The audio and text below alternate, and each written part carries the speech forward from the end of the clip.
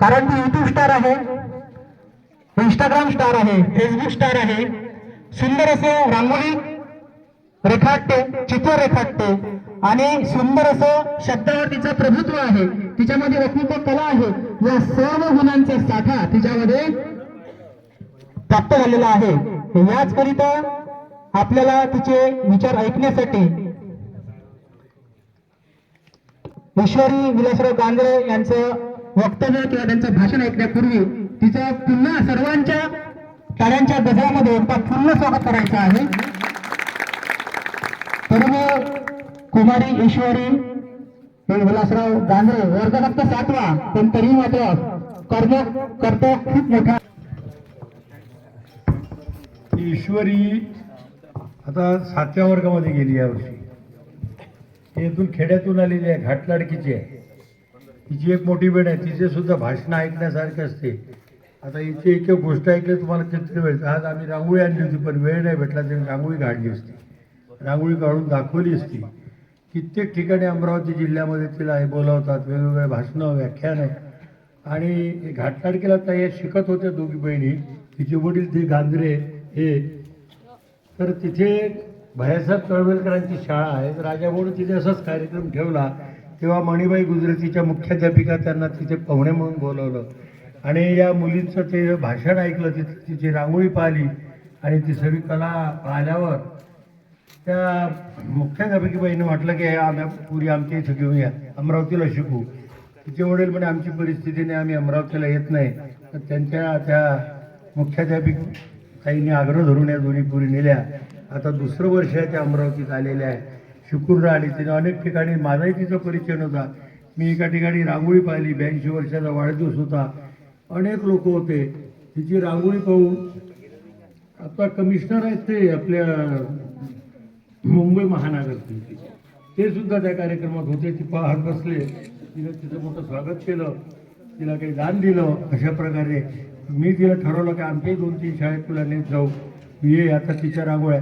आता भूषणगाव एक दिवस आले, सुप्रीम कोर्टाचे न्यायाधीश झाल्यावर, प्रमुख झाल्यावर, एक 15-20 मिनिटात तिने त्यांचा फोटो काढला, स्केच काढला, खोडके साहेबांचा स्केच काढला. कितीतरी स्केच पाहण्यासारखे तिच्या त्या याच्यामध्ये. मला एक दिवस ती मंदिरात आली, मी बसलो होतो, समोर बसले कागद घेऊन. 7 मिनिट मोजले मी, 7 मिनिटात माझा स्केच दिली. तिला कुठून कला मिळाली माहिती नाही. आता मी जास्त तिचं वर्णन करत नाही. ती कुठल्याही विषयावर बोलते, म्हणजे राष्ट्रसंतावर बोलायला लावता. आज तिचा विषय कुठला आहे मला माहिती नाही, मी विचारलंही नाही. आता तू तुझं त्या ठिकाणी व्याख्यान सुरू कर.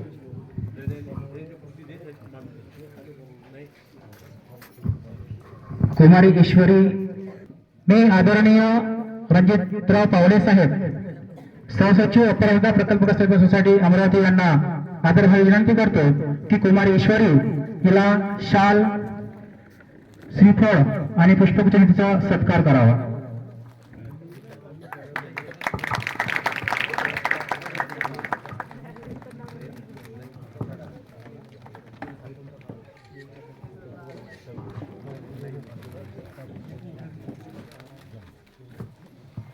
यानंतर कुमारी ईश्वरी विलासराव गांजरे हिला विनंती करतो की तिने सत्काराला प्रत्युत्तर द्यावं.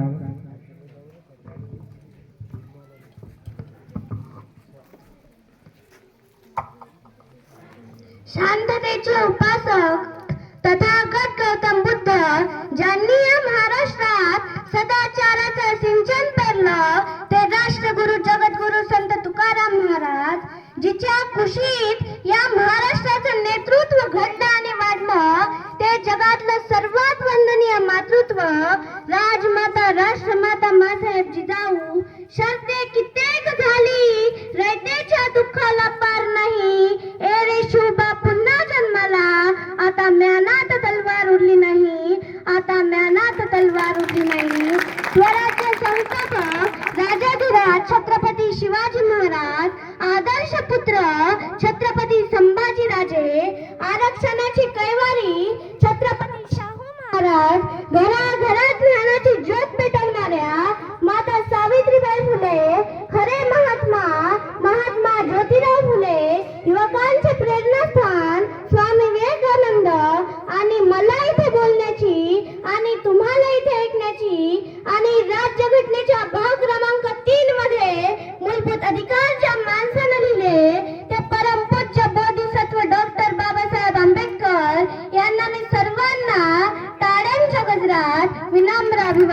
करते हैं।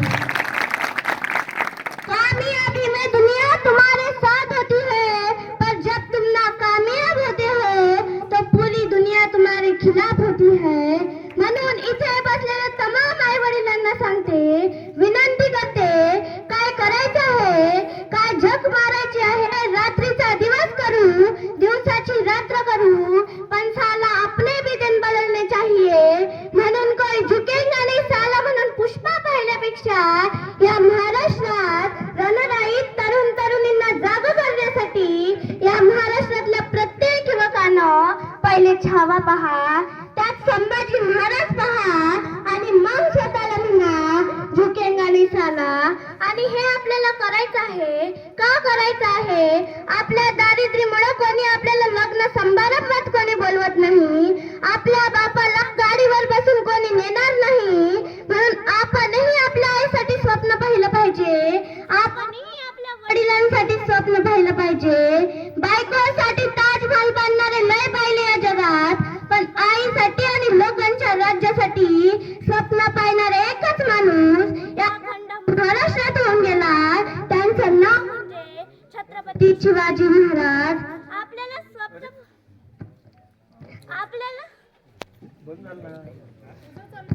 म्हण तू म्हण ना.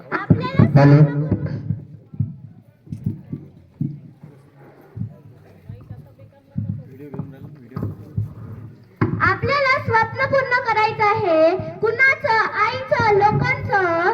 त्यासाठी काय करावं लागेल? त्यासाठी सर्वात अगोदर आपल्याला आपल्या गरिबीचा राग आला पाहिजे, लोकांनी आपल्याला हिणवलं पाहिजे, लोकांनी आपल्याला डिवचलं पाहिजे।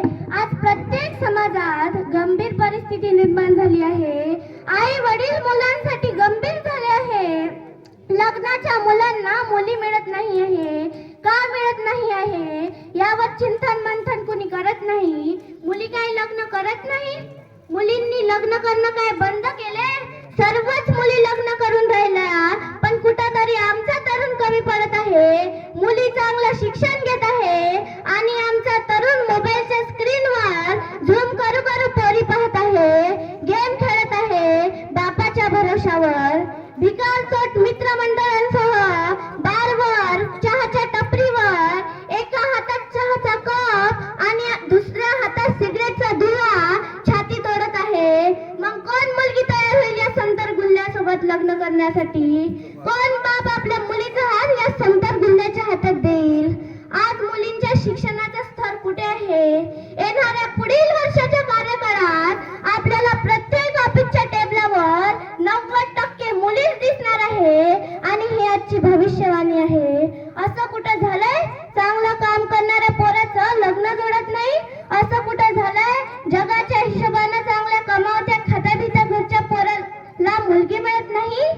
दुनिया झुकती है झुकाने वाला चाहिए, दुनिया झुकती है झुकाने वाला चाहिए। युवा वो नहीं होता जो हवा के साथ बहता है, युवा वो होता है जो हवा का रूप बदल देता है। हवं ते करता येईल। आता वेळ अभ्यास करायची आहे। बापाने मुलाला मोबाईल घेण्यासाठी 25,000 दिले नाही, म्हणून मुलाने गडफास करून घेतला। अरे काय हा प्रकार आहे? तुम्ही जगता कशाला? स्वतःच्या मेहनतीवर हिमतीवर घ्या ना। 5-5 लाखाचे मोबाईल घेऊन फिरा ना। बापाला सुद्धा अभिमान वाटला पाहिजे, माझ्या पोराजवळ 5 लाखाचा मोबाईल आहे। बापाच्या भरोशावर कशाला उड्या मारता तुम्ही? मग कोण मुलगी तयार होईल तुमच्यासोबत लग्न करण्यासाठी? इथे बसल्या तमाम माता बहिणींना सांगते, या महाराष्ट्रातल्या, या देशातल्या गरीब घरच्या पोरी डॉक्टर झाल्या, इंजिनियर झाल्या, वकील झाल्या, SP झाल्या, कलेक्टर झाल्या। विश्वास नांगरे पाटील सांगतात, घर नाही म्हणून मशानात राहून काम करणाऱ्या बापाची पोरगी 12वीला मेरिट आली, तिचं स्वप्न काय?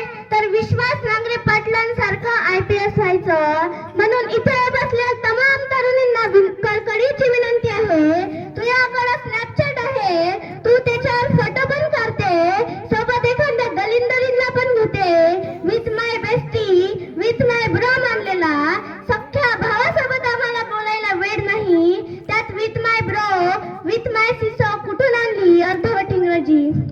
आता इथे तरुण आहे, चांगलं काम करणार आहे, तो म्हणेल यावेळी आपणच सरपंच व्हायचं का? बाजूचा आपल्याच भिकारचोट मित्रमंडळातील म्हणते, राहू दे ना, तुया काय जातं? अरे हे एवढी 90 मारते की रस्त्यानं चालता येत नाही, पण हे सल्ला मात्र त्याला देतं. म्हणजे परिवर्तन करायचं आहे, पण आपल्यातलं एखादं गरीबाचं पोरग म्हटलं काहीतरी करायचं आहे, त्याला सल्ला देणारे भरपूर लोक आहेत. एखादी पोरगी आहे, घरात मोठा भाऊ आहे, भावापेक्षा पोरगी हुशार आहे, समाज आहे, जात आहे, त्यात नातेवाईक आहे, आई वडिलांना सांगेल हिचं लग्न करून द्या. म्हणून आई वडिलांना कळकळीची विनंती आहे, चांगलं शिकणाऱ्या पोरीला चांगलं शिकू द्या, पण शिकू देताना एक विनंती आहे, रात्री जेवायला बसताना सहकुटुंब जेवायला बसा, पोरा पोरीच्या डोळ्यात डोळे घालून विचारा काय चालू आहे कॉलेजला, तिचा त्याचा मोबाईल चेक करा, बरंच काय त्याच्यात लॉक करून ठेवलेलं असतं त्याचा शोध घ्या, बरंच काय त्याच्यात लॉक करून ठेवलेलं असतं त्याचा शोध घ्या, बरंच काय त्याच्यात लॉक करून ठेवलेलं असतं त्याचा शोध घ्या. इथं बसलेल्या तमाम माता बहिणींना सांगते, एखाद्या मुलीला रस्त्यात कोणी छेडत असताना हे विचार करते, आपण मदत केल्यापेक्षा, आपण मार खाण्यापेक्षा आपण मदत न गेलेलं बरं. पण रस्त्यात एखादी पोरगी एकटी आहे, मला हिच्यासोबत कधी बोलता येईल याचा चान्स शोधणारे एवढं तरी लक्षात घ्या, कुणाच्या महाराष्ट्रात राहतो आपण. गेली कित्येक वर्षापासून प्रबोधनाची चळवळ या महाराष्ट्रात वाहत आहे, तरी इथला तरुण एखादी पोरगी नाही म्हणते म्हणून आत्महत्या करते, एखाद्या पोरीनं ब्लॉक केलं म्हणून आत्महत्या करते, त्यापेक्षा असे संतर गुन्हे आईच्या पोटातच मेलेले बरे. अहो भगतसिंग सुद्धा तरुण होते हो, वयाच्या 23व्या वर्षी फासावर गेले. त्यांना वाटलं नसेल का प्रेम करावं, त्यांना विचारली प्रेमाची व्याख्या तर ते त्याचे उत्तर देतात, मेरे आदत से वाकिफ है मेरी कलम, मेरे आदत से वाकिफ है मेरी कलम, जब भी इश्क लिखना चाहता हूँ इनकलाब लिख देता हूँ. म्हणून इथे बसले तमाम आई वडिलांना सांगते, परिवर्तन आपल्या भाषणाने कीर्तनाने होणार नाही, त्यासाठी मेहनत घ्यावी लागेल. नाही मी करूच शकत नाही, मी गरीब आहे. अरे गरिबी ही चालून आलेली संधी आहे श्रीमंत होण्याची. आपण माणूस म्हणून जन्माला आलो, काही करू शकतो. आज आई वडिलांच्या लाडानं लेकरं वाया जात आहे.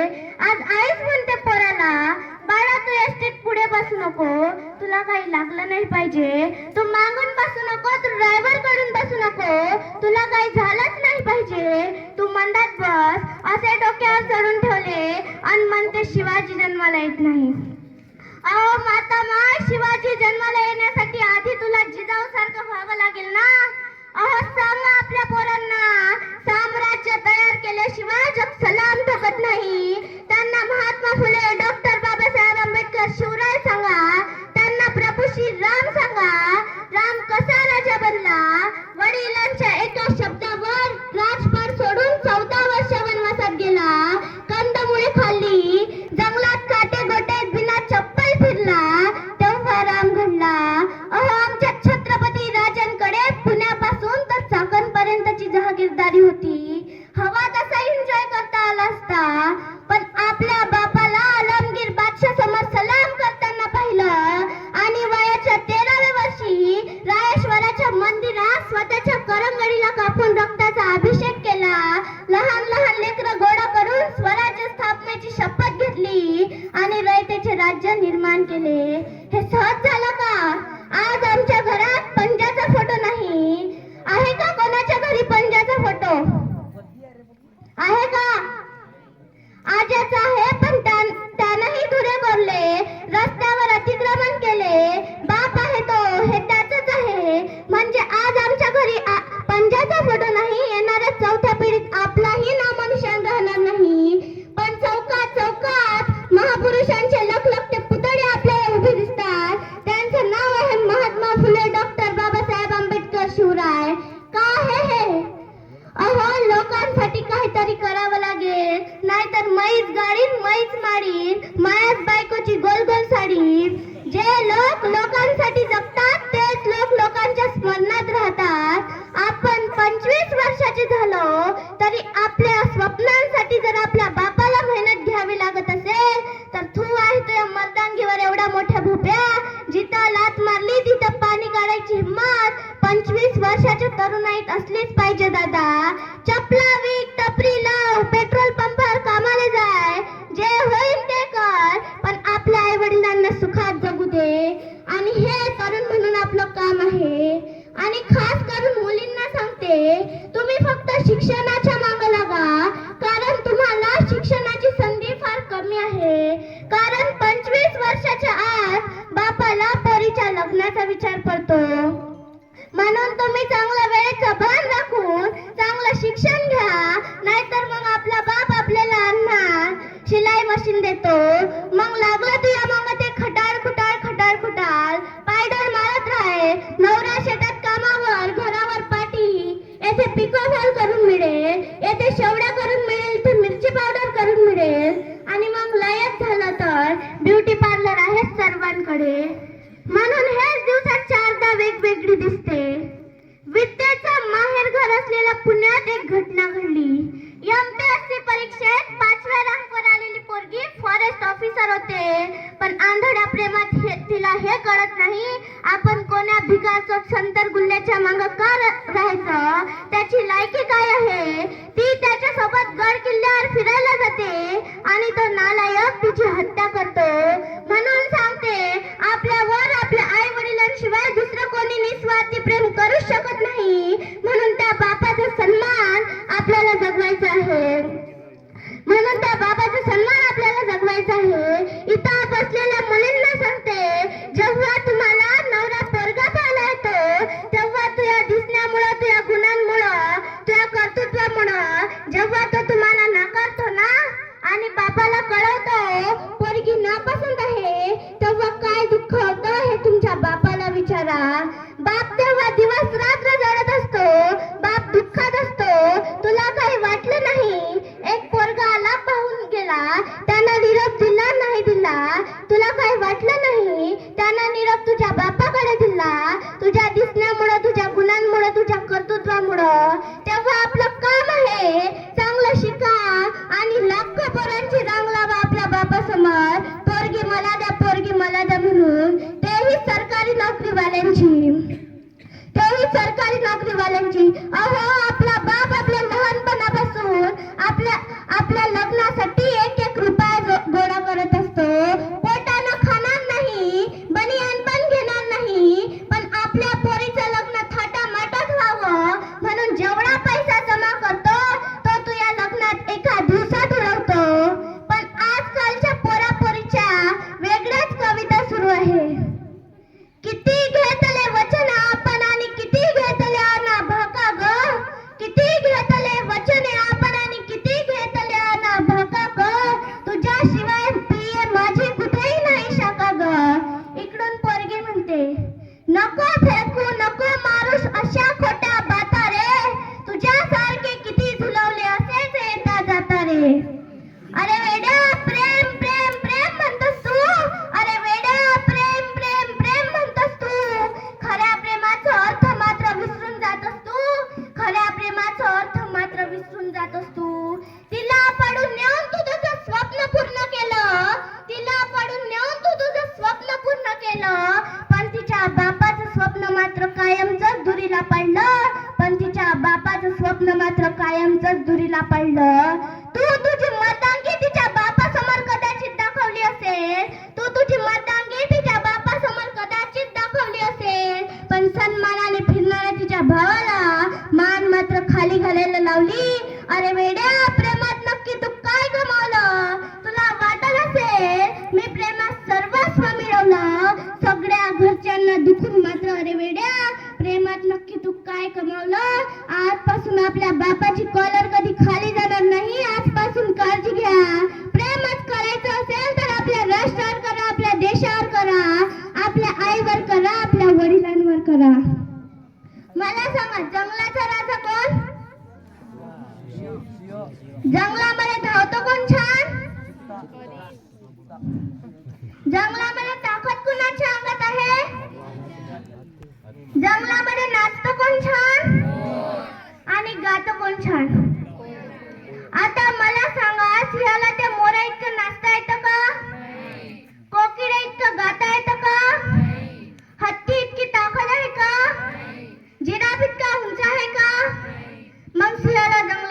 कोणी केलं सांगा. त्यानंच जाहीर केलं मी जंगलाचा राजा आहे. आणि कारण काय माहिती आहे, त्याच्यामध्ये कमालीचा आत्मविश्वास आहे. सकाळी उठून असा रुबाबात चालतो ना, समोर किती मोठा प्राणी आला तरी त्याच्या डोळ्यात डोळे घालून बघते सिंह आणि त्याला म्हणते जंगलाचा राजा मी आहे, बाजूला हो. हा जो कमालीचा आत्मविश्वास आहे ना, हा आत्मविश्वास पोरांनो तुमच्यामध्ये असला पाहिजे. मोठी स्वप्न बघा, काय करायचं ते आज ठरवा. परदेशातली अनेक विद्यापीठ आता आपल्या भारतात येऊन पाहताय. आता आपली स्पर्धा जगासोबत आहे, म्हणून तुमचे 96%, 97%, 99% मार्क जरूर मिळवा. आणि मार्काच्या सोबत आपण कोणती कौशल्य आत्मसात करतो का? जपानचा हिरोशिमा नागासाकी सगळं उद्ध्वस्त झालं, पण जपान पुन्हा ताटमानेने उभं राहिलं. कुणाच्या भरोशावर उभं राहिलं तर आपल्यासारख्या चेंगू मेंगू पोरांच्या भरोशावर उभं राहिलं. पोरांना कळलं आमचं काम, आमचं ज्ञान हे देशासाठी आहे, पण आमचं झालंय काय? आम्ही सगळे मार्कांमध्ये अडकलोय. माझं सगळ्या पालकांना सांगणं आहे, पोरांना चांगल्या शाळेत टाकलं म्हणजे आपलं कर्तव्य संपत नाही. पोरांना शिक्षकांच्या हातात देऊन टाकलं म्हणजे आपली जबाबदारी संपत नाही. घरी गेल्यावर 5 मिनिट पोरांच्या अभ्यासाविषयी आपण बोलतो का? तुम्ही म्हणाल आम्हाला वेळ कुठं आहे, आम्हाला त्याचं इंग्रजी कळतं का, आम्हाला त्याचं गणित कळतं का, आम्हाला त्याचं सायन्स कळतं का? नाही कळलं तरी चालेल, पण पोरांना विचारा आज काय शिकलाय शाळेत, उद्या काय अभ्यास लिहून आणायला सांगितला. इथून जरी सुरुवात केली ना तरी पोरांना कळेल आमच्या आई वडिलांचं लक्ष आमच्याकडे आहे. एखादी गोष्ट करायची आहे पण धाडस नसणं. बरं, भीती फक्त अपयशाची नसते, बऱ्याचदा भीती यशाचीही असते. आमच्या इथे एका नातेवाईकाचा जपानला जाण्यासाठी नंबर लागला.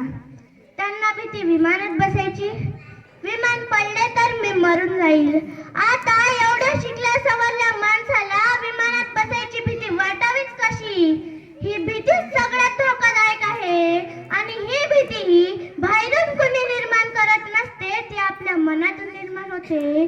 ती भीती आपल्या आत्मविश्वासाच्या अभावातून निर्माण होते. बरेच लोक जमेल का तुला? नाही खूप कठीण विषय असतात. अरे परीक्षा कोण देणार आहे? आमच्या इकडे सगळं असंच असतं. सायकल शिकू का? नाही पडशील. पोहायला जाऊ का? नाही पडशील. अरे मग करू तर करू काय? टीव्ही बघ.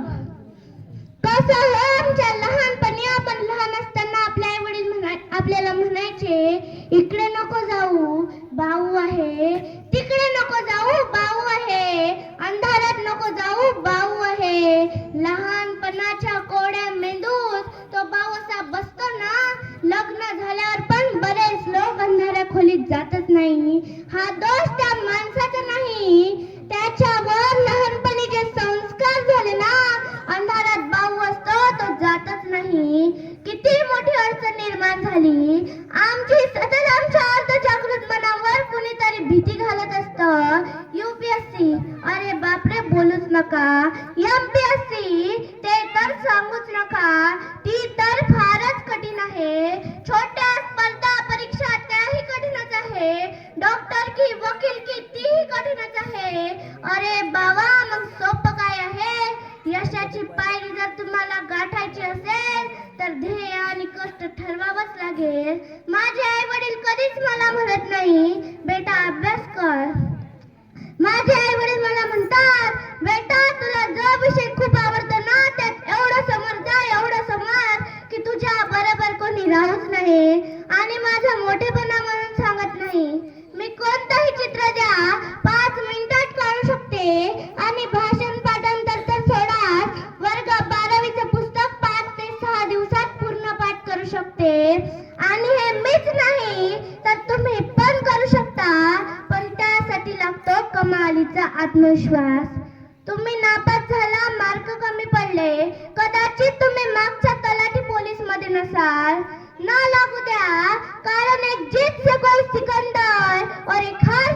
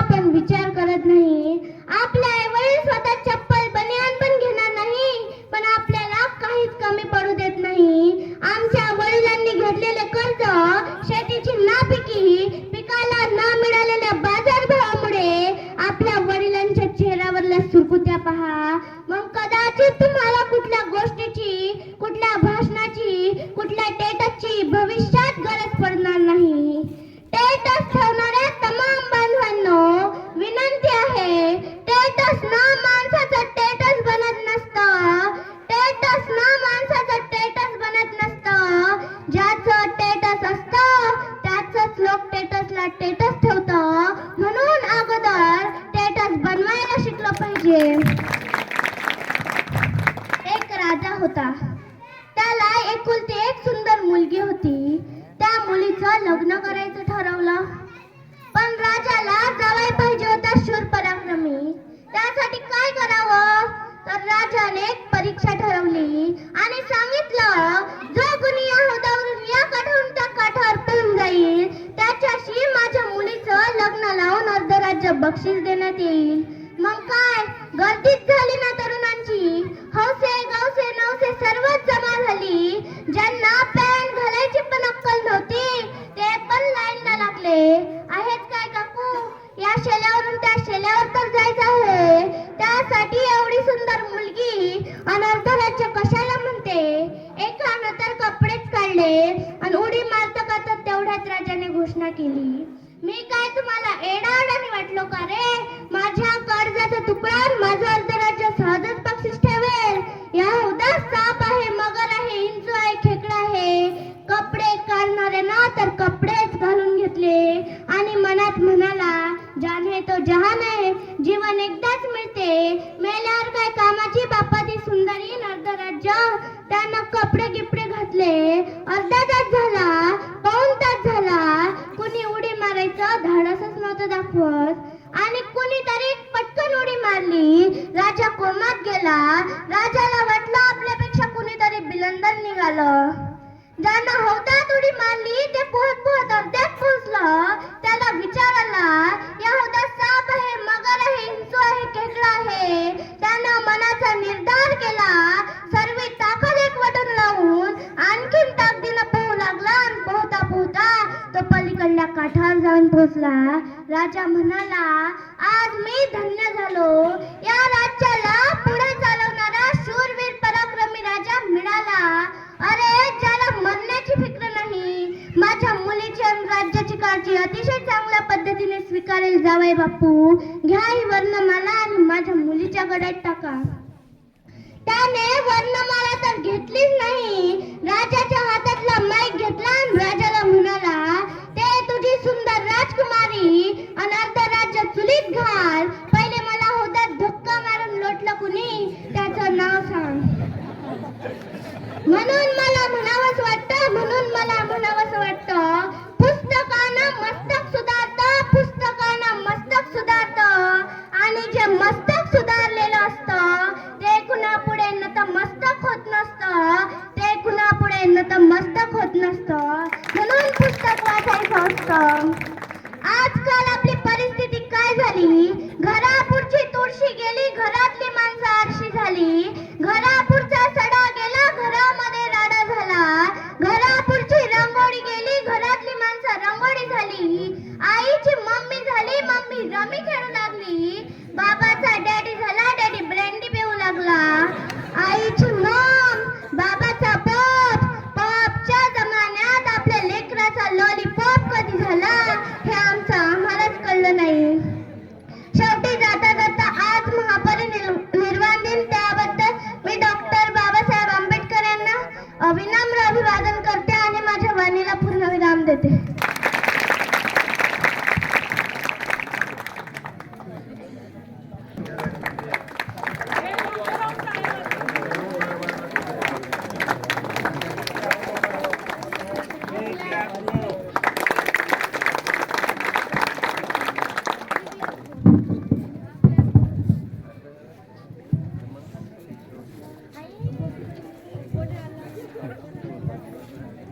खूप खूप धन्यवाद ईश्वरी आणि तुझ्या पुढील पोस्टसाठी खूप खूप शुभेच्छा. कार्यक्रमाला उशीर काय होईना परंतु कार्यक्रमाला उपस्थित झाल्या अशा माननीय आशाताई मनोहररावजी पावडे प्रवेशद्वारापासून तर कार्यालयापर्यंत त्याचे